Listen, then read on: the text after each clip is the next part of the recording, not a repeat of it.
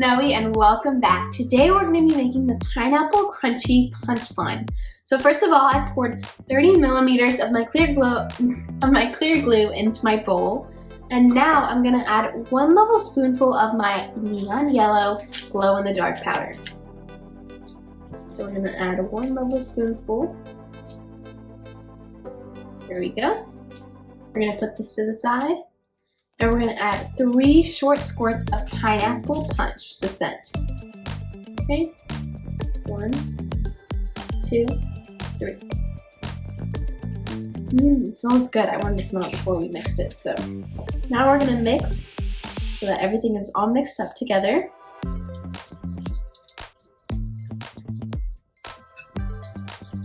Okay, and now we're going to add 1 level spoonful of our activator and mix for 30 seconds.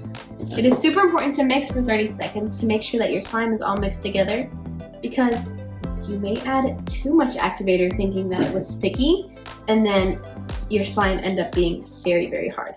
So as you can see, as I start talking and mixing, my slime comes together very, very quick and it becomes less sticky, and you can tell by time. But if it doesn't, by the 30 seconds, by when the 30 seconds is over, if it's still very sticky, you can add 1 to 2 drops of activator, but not spoonfuls, because at that point it'll make it very, very hard, and then your slime will be not, like, you won't be able to move it, it won't be like stretchy or anything like that.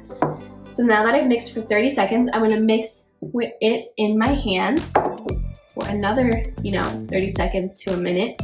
So this time is actually really cool because we're able to use foam cubes, glitter, and the green foam balls, which are really cool too. So after we're done mixing, I'm gonna put my slime down. I'm gonna add a little bit of green glitter. I keep mixing that up. Okay. With a little bit more. I love glitter, so you can never have too much glitter. That's what I think. And then you're gonna add 2 or 3 to 4 foam cubes to your slime. So we're gonna add that. 1, 2, I'm gonna add 4. And then after we mix that, I'm gonna add a few green foam beads. I'm gonna let them settle in their new home. Let them pick up all the slime and absorb all the slime. Ooh, can you hear the popping happening already? Okay, now we're gonna add a little bit of the green foam beads, and then we're gonna shut off the lights to show you guys how cool it looks in the dark. Okay, so that's enough right there. Hand that off to the side, and I'm going to mix. Ooh, don't fall everywhere. Pick it up before it goes everywhere over my shorts. Okay, now that we've got most of it, I'm gonna mix it and we're gonna start shutting off the lights. When the lights are shut off, I'm gonna show you guys how cool this UV light is, because it really does, make the slime more like